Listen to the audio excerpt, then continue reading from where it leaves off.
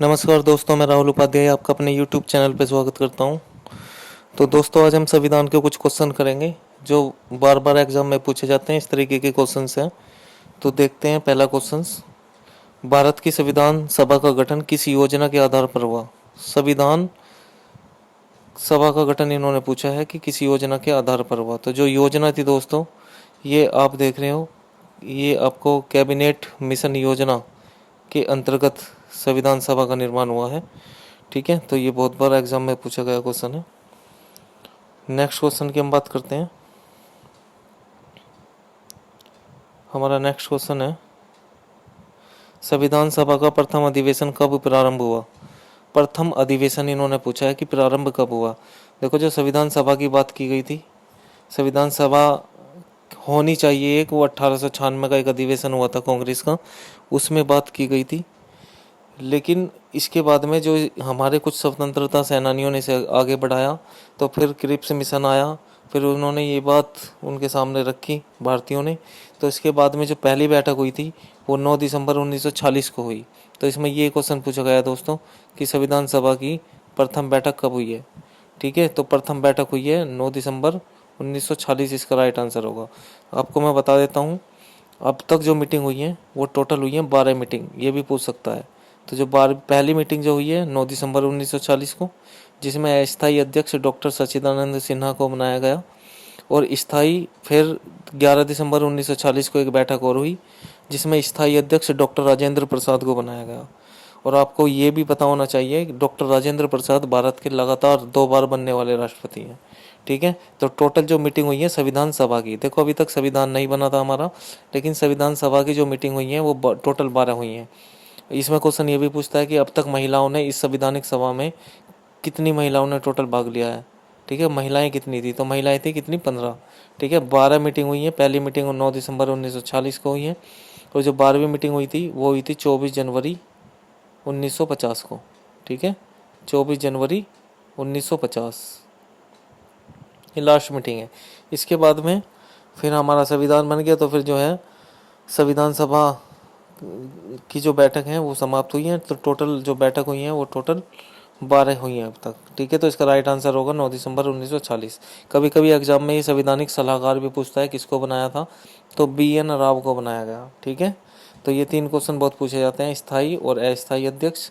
स्थायी मैंने आपको बता दिया डॉक्टर राजेंद्र प्रसाद, अस्थायी सच्चिदानंद सिन्हा, और जो संवैधानिक सलाहकार जो सभा में मतलब सलाह के रूप में काम करते थे उनका नाम है BN राव। ठीक है, नेक्स्ट क्वेश्चन पे चलते हैं दोस्तों। हमारा नेक्स्ट क्वेश्चन है, संविधान निर्मात्री सभा में उद्देश्य प्रस्ताव किसके द्वारा प्रस्तुत किया गया? ठीक है, तो ये 1947 में किया गया था पंडित जवाहरलाल नेहरू के द्वारा। ठीक है, तो पंडित जवाहरलाल नेहरू के द्वारा उद्देश्य प्रस्ताव पारित किया गया, और जब इन्होंने उद्देश्य प्रस्ताव पारित किया तो इसी चीज़ को ही हम जो है प्रस्तावना के नाम से भी जानते हैं, उद्देश्य प्रस्ताव को। तो एक्सेप्ट कर लिया हमारी संवैधानिक सभा ने जो है, लेकिन अंग्रेज़ों ने इसको अभी तक स्वीकार नहीं किया था। नेक्स्ट क्वेश्चन की हम बात करते हैं।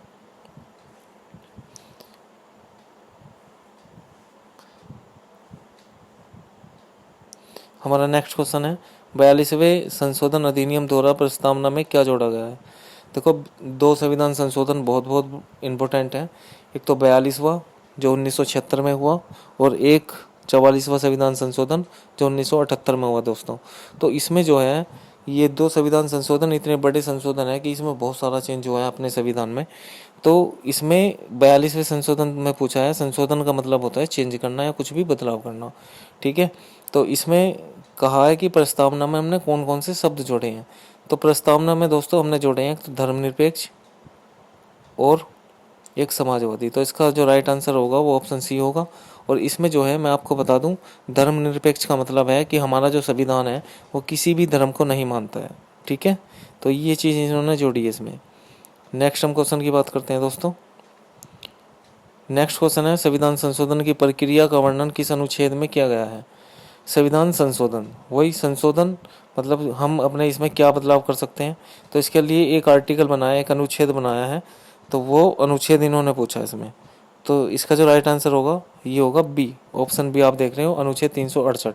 देखो जब हमारा संविधान बना तो हमने जो है, हमारा संविधान जो पूरा बना है वो 2 वर्ष 11 माह 18 दिन, लगभग 3 वर्ष का समय लगा है इसको। इतना समय क्यों लगा? क्योंकि हमने जो है छोटी छोटी भाग जो है अपने जो आस पड़ोस के देश हैं उनसे लिए हैं। तो ये जो अनुच्छेद आप देख रहे हैं 368 अपने संविधान में, संवैधानिक स्रोत में ये ऐड की गई है कि जो हम संविधान संशोधन करेंगे वो प्रक्रिया हमने कहाँ से ली है?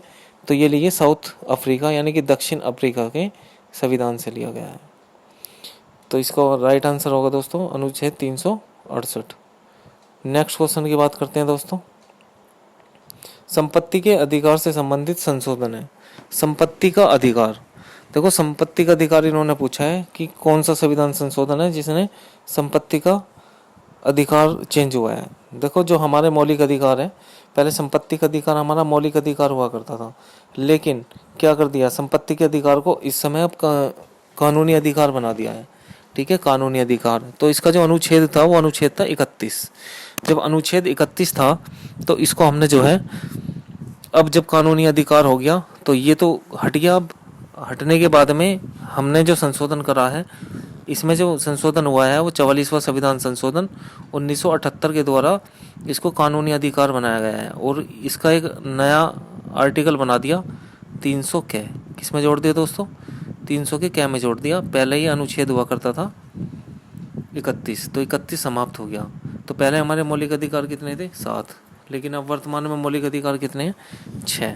तो एक हटा दिया, संपत्ति का अधिकार, ये आपको ध्यान रखना है। ठीक है, और मौलिक अधिकार भी पूछ लेता है कि कौन से देश से लिए गए हैं, तो वो लिए गए हैं दोस्तों अमेरिका से। ठीक है, अमेरिका के संविधान से हमने मौलिक अधिकारों को ऐड करा है अपने संविधान में। नेक्स्ट क्वेश्चन की बात करते हैं,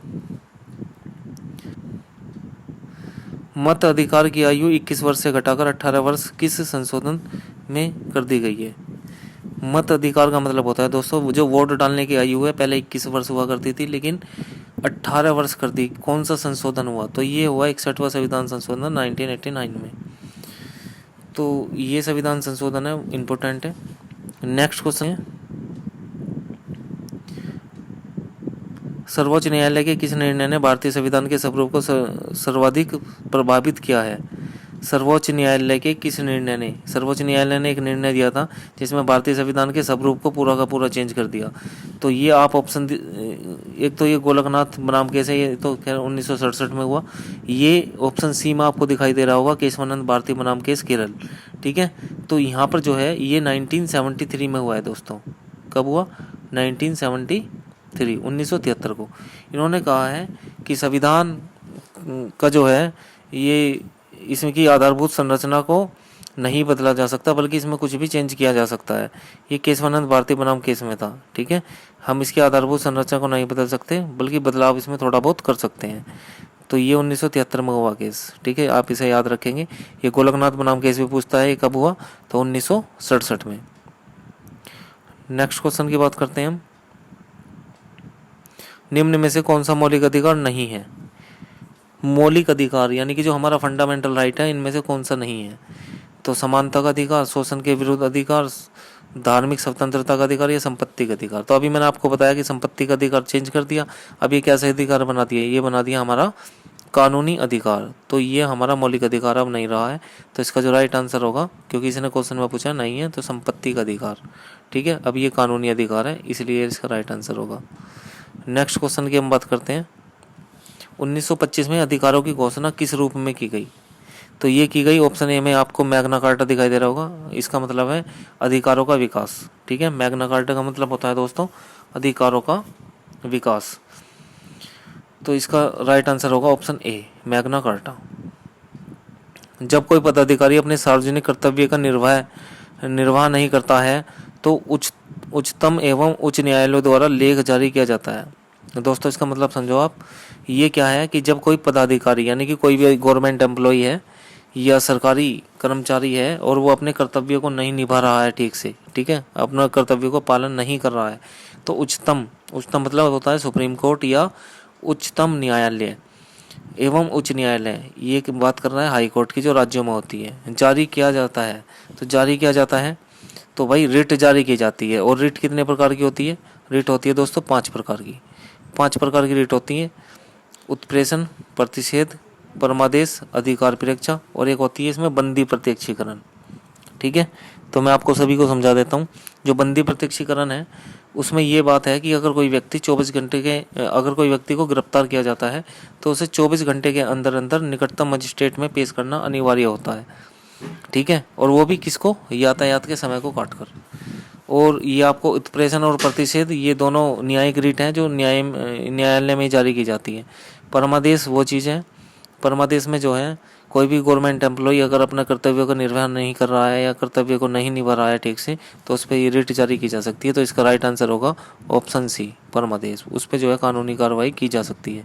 अधिकार परीक्षा का मतलब होता है क्यों वो वारंट।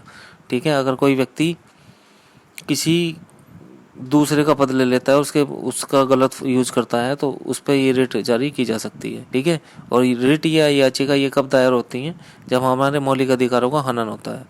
अनुच्छेद 32 ये कहता है कि अगर हमारे मौलिक अधिकारों का हनन हो रहा है तो हम सुप्रीम कोर्ट में जा सकते हैं, और अगर हमें हाई कोर्ट में जाना है तो हम अनुच्छेद 226 के अंतर्गत जा सकते हैं। ठीक है, नेक्स्ट क्वेश्चन की बात करते हैं। संविधान के किस संशोधन द्वारा मूल कर्तव्यों को जोड़ा गया है? कौन सा ऐसा संशोधन हुआ जिसमें मूल कर्तव्यों को जोड़ा?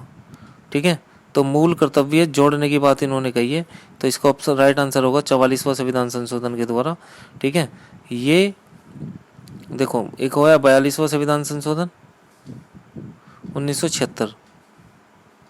ठीक है, और एक हुआ है 44वां संविधान संशोधन 1978 में। ठीक है, तो अब ये जो है ध्यान रख लेना, 1976 में हमारे जो है 10 मूल कर्तव्य थे, लेकिन एक संविधान संशोधन बाद में हुआ है 86वां संविधान संशोधन। जब 1978 में जो हमारे मूल कर्तव्य हैं जब ये जोड़े गए तो उस समय 10 थे हमारे मूल कर्तव्य। 86वां संविधान संशोधन सन 2002 के द्वारा। ठीक है, एक मूल कर्तव्य और जोड़ा है। ये मूल कर्तव्य क्या है कि जो भी माता पिता हैं उनका एक कर्तव्य होगा कि 6 से 14 वर्ष की आयु के बच्चों को स्कूल में भेजें।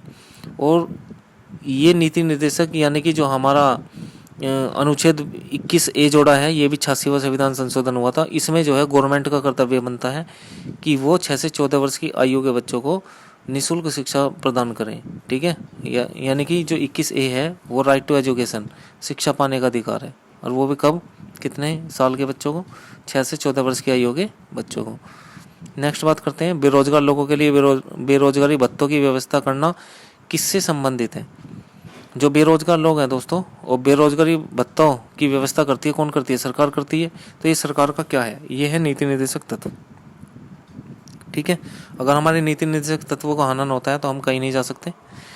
ये बात ये सरकार की जो है ये सरकार पर निर्भर करती है कि वो सरकार बेरोजगार को रोजगार देती है या नहीं देती है। ठीक है, या भत्ते देती है, या विधवा को पेंशन देती है, नहीं देती है, नई स्कीम लाती है, नहीं लाती है, वो सरकार पर डिपेंड करता है। अगर सरकार नहीं कर रही है तो इसमें हमारे नीति निर्देशक तत्वों का हनन हो रहा है, और ये गांधी विचारधारा पर आधारित है। इनके प्रति हम कहीं भी किसी भी न्यायालय में नहीं जा सकते। ठीक है, जबकि मौलिक अधिकारों का हनन होने पर हम जा सकते हैं। नेक्स्ट क्वेश्चन की बात करते हैं, तो इसका राइट आंसर होगा दोस्तों ऑप्शन सी। नेक्स्ट क्वेश्चन की बात हम करते हैं। क्वेश्चन है, भारत में संघ और राज्यों के लिए एक ही संविधान है। भारत में संघ और राज्यों के लिए एक ही संविधान है। हाँ, संघ और राज्यों के लिए अब तो एक ही संविधान है, नहीं तो इससे पहले जो इसका राइट आंसर होता जम्मू कश्मीर का, ये ऑप्शन बी होता दोस्तों। ठीक है, पहले ये आंसर था इसका, तो ये हमने ले लिया। तो अब जो है, अब जितने भी हमारे केंद्र शासित प्रदेश हैं, राज्य हैं, ठीक है, वो सब के लिए है। पहले जो भी मुद्दा होता था वो जम्मू कश्मीर को छोड़कर होता था, क्योंकि जम्मू कश्मीर का एक कानून अपना अलग था, लेकिन काउंट हमारे राज्य में ही होता था, तो ये हटा दिया। बल्कि अभी आपको पता है कि ये POK वाला क्षेत्र पूरी तरह से हमारा नहीं है अभी। ठीक है, तो हो सकता है इस पर भी जो है सफलता हासिल की जाए, इस पे मुद्दा चल रहा है। बाकी जो जम्मू कश्मीर है, अब जम्मू कश्मीर में भी हमारा संविधान लागू होगा। नेक्स्ट क्वेश्चन की बात करते हैं, तो इस क्वेश्चन का आंसर मैं आपको बता दूं, पहले इसका आंसर होता है जम्मू कश्मीर को छोड़कर, लेकिन अब इसमें एक ऑप्शन मैं आपको लगा रहा हूँ, ऑप्शन ई। तो ऑप्शन ई है इनमें से कोई नहीं, तो इसका आंसर हो जाएगा ऑप्शन ई। ठीक है, नेक्स्ट क्वेश्चन की बात करते हैं। हमारा नेक्स्ट क्वेश्चन है, भारत में उपराष्ट्रपति का निर्वाचन किया जाता है। तो उपराष्ट्रपति का निर्वाचन राज्यसभा के सदस्यों के द्वारा किया जाता है केवल, ठीक है। तो ये हमारा अनुच्छेद 63 में है उपराष्ट्रपति, और 64 में उपराष्ट्रपति ही राज्यसभा का पदेन सभापति होता है, ये आप सभी जानते हैं, ठीक है। जबकि लोकसभा में एक अध्यक्ष होता है जिसे हम स्पीकर बोलते हैं, तो वो तो लोकसभा के सदस्यों से ही चुना जाता है। और अगर हम भारत के राष्ट्रपति की बात करें तो राष्ट्रपति का जो निर्वाचन होता है, राष्ट्रपति का निर्वाचन होता है, ये है राष्ट्रपति का निर्वाचन अनुच्छेद 54 में निर्वाचन के बारे में दिया हुआ है। और निर्वाचन में लोकसभा, राज्यसभा और विधानसभा के निर्वाचित जो सदस्य होंगे, मनोनीत को छोड़कर, ठीक है, जो निर्वाचित सदस्य होंगे वो भाग लेंगे। तो ये इसमें दिए हुए हैं। ये मैं 15 इंपॉर्टेंट क्वेश्चन आपके लिए लाया हूँ। उम्मीद है आपको बहुत अच्छा लगा होगा, क्योंकि इन क्वेश्चन के साथ साथ हमने और भी चीज़ें डिस्कस की हैं, ठीक है, और भी जानकारी आपको अच्छी लगी होंगी। तो दोस्तों, अगर अच्छा लगा है, अगर वीडियो आपको ये अच्छे लगते हैं इस तरीके के क्वेश्चंस की, तो प्लीज़ ज़्यादा से ज़्यादा लाइक करें, सब्सक्राइब करें जो हमारे चैनल पर नए हैं, और जो भी जिन्होंने भी सब्सक्राइब कर रखा है तो वो ज़्यादा से ज़्यादा अपने दोस्तों को शेयर करें, ठीक है। तो मिलते हैं नेक्स्ट वीडियो में इन्हीं ऐसे ही क्वेश्चनों के साथ। धन्यवाद, जय हिंद।